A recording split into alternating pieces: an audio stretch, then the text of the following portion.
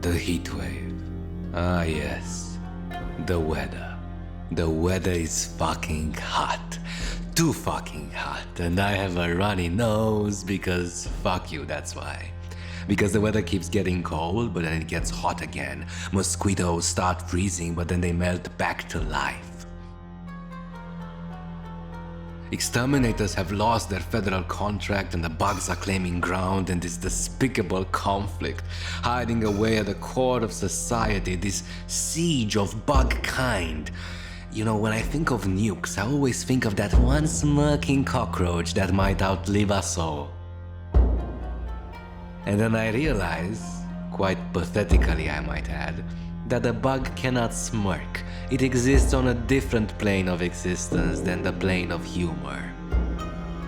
And yet, I cannot stop myself from giving in to this anthropomorphic representation of the bug, perhaps in an attempt to save my own mind from the worms that crawl within it, the worm that nibbles gently at the softness of my cerebral flesh, seeking to rip me of my capacity for love, for tenderness and affection, seeking to eat away at my instinct to survive, and perhaps even at my holiest possession. At my unbreachable, or perhaps unreachable trust. I meant lust. At my unreachable lust. Or was it unbreachable? Sorry listeners, my mind is a mess. These fever dreams have been catching on to my skull. I digress.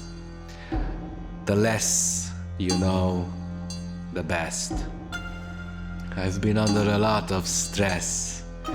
The blue woman who used to materialize in my bedroom on occasion has decided to leave me.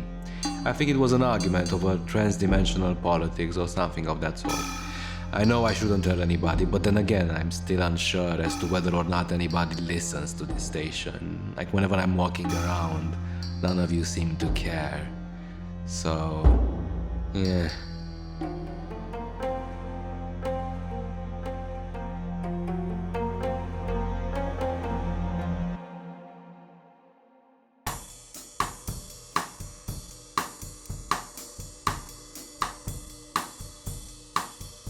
I should probably do a bit of news. This is still a radio station. Alright, let's see what we have here. Oh, our sheriff just found a corpse on the corner of Advertising Avenue and Communitarian Plaza. I really like that spot. It's really good at dawn and dusk, you know, at these moments of transition. Anyway, it seems a man drowned. What? We are really far away from water. In fact, I have never seen the sea, as I might have mentioned before. Let me know if you want to take me there sometime, listeners. I will take any offer. Literally any offer. I don't need to know. You'll just take me to the sea, drive me there. Anyway, back to the news, please. So it's possible that this man hasn't really drowned. Or rather, he drowned in the scientific or theoretical sense. You know, like shirt overhead, buckets of water or a shower head, putting liters of water over him, unable to breathe through the fabric, you know, like torture in those 60s French films, gimp suits. Anyway, you can of course try this at home. I especially recommend doing this in the bedroom. That is, of course, if your bedroom is in the bathroom so you can easily access the shower. Or if you live in one of those really crappy one-room studios where there is a sink next to your bed. In that case, my condolences. In advance for your landlord, whom you will probably murder next week. And now, a poem. I love poetry. Poetry truly helps in this cold war that takes place inside of me. It keeps me on this floating line. Makes things easier to bear. I read thousands of poems every year. Hundreds of pages of poetry, thousands of pages of poetry even. But this one has to be my favorite poem of all time. I first read it a few days ago, whilst sitting on the toilet in the generic Italian place. It was etched onto the wall. There was no author. Together we roam, united we fall. It's getting ever so distant, said the shark to the wind. Why is it getting so distant? Inquired the glowing orange sulphurous gas, like Aurora Borealis, but it's antithesis. What is it? Fear it, for it moves like nacreous clouds and darkening dreams for sleepless nights.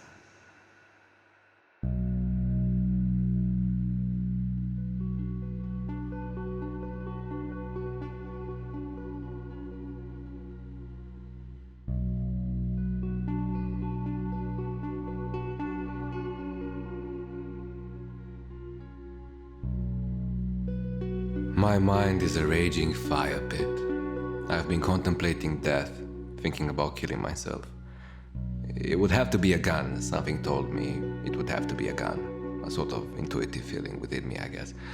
Hunter S. Thompson wrote something like that he retains the freedom to blow his brains out. I saw it in some article, I think. Perhaps I too have been living too fast. Or maybe too slow. I can't really tell, this confusion. It eats chunks of my psyche daily, the forces of entropy and chaos against order and form. I see myself giving in to aesthetics at the cost of my morality and sanity, and oh, the humanity. So I had my favorite burger this Monday morning. Unusually hot Monday morning in this October. Uncertainty. I had a frothy vanilla-flavored cappuccino as I waited. A nice fizzy Percy afterwards. Oh, how I love Percy, the best type of cocaine-based carbonated drink in Wretched City. Get it now for $1. $1 for 2 bottles of Percy. I cannot believe I did this. I cannot believe that I snuck this in. Oh well, they're paying, so... Anyway, I spoke to strangers, I made pleasant conversation about current events and the imminent victory of our brothers and sisters in Vietnam. You know, the Viet Cong, of course. Everybody agreed and it was all sunny and ball games. I went back home, got comfortable, beat my meat to echoes of my ghosts, had a lovely joint as I watched the sun nearly set but not quite. I was saving the dusk for something else because it had to be perfect. I took out a gun. Oh, what a beautiful object. What a strong object. Remember that film? Something about revolutionaries and imperialists and spies and torture is this confused romantic dance. Something about a man falling in love in seconds because of the way her hair swayed in the wind or something like that. Something about a woman dying at the end and the lover moving on, almost unscathed, obsessed with his own proud delusional pretense to immortality. Or maybe I misunderstood the film, now that I think about it more. Maybe it was French. Something about a tiny soldier. He beholds a gun for a while in this film, and he thinks about the gun's aesthetic merit. I did the same, perhaps out of inertia. Mine was quite different. Not the same generic handgun, something that might be called a woman's gun, Derringer. A Colt 4th model Derringer, such a tiny weapon, so luxuriously rare. The wooden handle whose brown reached red overtones in this melange of lost colors, sensually grasping onto the metal in this enamored symbiosis. The coldness of the barrel, which brought back so much from the past, the memory of sensations, the coldness of my first safe in which I kept documents and love letters and piles of dollars that I wasted. What a beautiful object, what a wonderful piece of craftsmanship, a Derringer. Double R is defined as a small handgun that is neither a revolver, semi-automatic pistol, nor machine pistol. It isn't a pocket pistol either. It is indeed frequently used by women because of how easy it is to conceal in a purse or a stocking. Oh, and the thought of stockings bring back a little pain as I think of the blue woman that has vanished back to the dark void from which she had emerged. The sadness was slowly counteracted by strange recallings of random facts. A certain Henry Derringer, single R, Don't confuse this guy with Henry Kissinger. Oh, no. Henry Derringer created guns. Henry Kissinger used guns on innocent people. There is a distinction.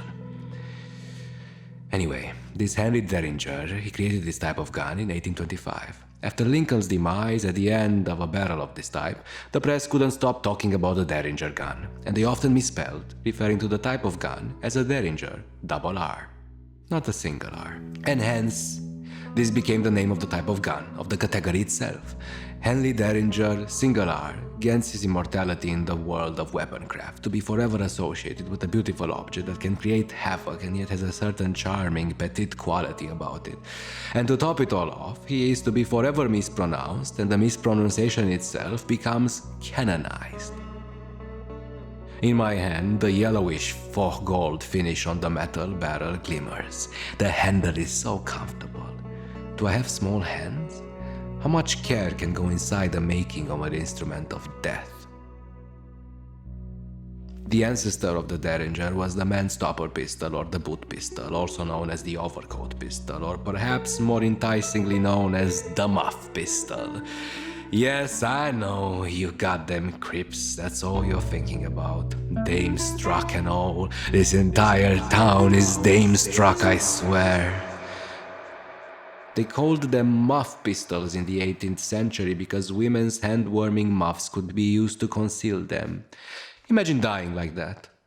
Flintlock pistol with stellar unscrewable barrels, perfectly symmetrical underneath her soft pale fingers, hiding in a big ball of fur, not unlike a Russian hat. Perhaps her soft curls would also be concealed underneath another pile of glamorous soft dead animal skin and hair, her own personal fur hat, a great smirk on her face, or a huge frown, or a frown that contains a smirk. This entity confined by death turned into fashion, holding onto a tiny little wee gun that could blow your head clean off, even with a small little metal slug. A match for the slug that's already inside of your head, dragging itself on and on and on with gelatinous tiny legs at the cost of all your precious thoughts, all centered around her. Do slugs have legs? I guess not. Anyway, she'd press the trigger. There would be a sound. Would you hear it? Or would there be only a darkness, a reprieve? If you float away, will you still be curious about what her next actions will be like, or how her hair would look like in the next moment? I loaded the gun. The bullets had little etchings on them. A child on a swing alone. That's the one I felt as I first reached down into the bag of bullets like a wizard's pouch of runes. There were others. A bullet inscribed with a little girl playing with dolls. A bullet inscribed with a wonderful miniature bull about to face a matador. This tiny but flashy gun came from a movie set, I think. It's real, of course. Between the late 40s and now, we've seen a massive surge of beautiful westerns, incredible films. Sometimes I sit in the movie house all day and films just roll and roll and roll, and we smoke and nobody ever kicks me out. So many of these westerns had a little Derringer or two in them. The fourth model, like my own, capitalized on this rush. Another thing about the Derringer is that it was often sold in pairs. Sometimes you could buy 4 at a time in the same package. They would always have sequential serial numbers, and you'd get them in fancy jewelry boxes. It's a petite weapon. It can be a bit of a hassle to reload. You could shoot one and then the other as you reloaded the first, and so forth. I wondered if my 4th model Colt Derringer, sold in 1962 for almost $30 petty, has a pair. What happened to my gun's pair? Is my gun missing its soulmate? Do guns have feelings, emotions? Tears of oil and gunpowder? No. Of course not. Guns are utilitarian objects of violence. They double up and they can pose as works of art. This is a wonderful, beautiful weapon.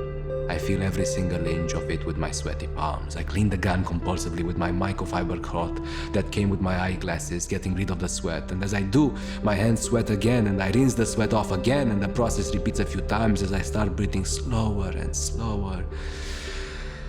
Until finally I sweat no more and I have the urge to put the gun down. This is a terrible world. This is a wonderful world. There is beauty in this world. Often, beauty brings about destruction. There is nothing I can do about that. I thanked my fourth model Colt Derringer for being so exquisitely well crafted. Have you ever been depressed in a museum, thinking about ending it all, until finally you come across a painting, perhaps like Decaying Woman with Driving Cat by Simon Callow? For a second, it doesn't matter to you who Simon Callow ever was, or who you are for that matter. For a second, you just know that you should try to go through the entire museum before ending it all. And you hold on to that second. You hold on to that second for minutes and hours and days and years afterward. Because there's a lot of paintings, and you can always find a new museum. Maybe paintings won't compare to other paintings. They cannot. But it's something to do, innit? Anyway, end of opinion piece. I didn't shoot myself. I'm still here. We're still on the air. Let's cut to music.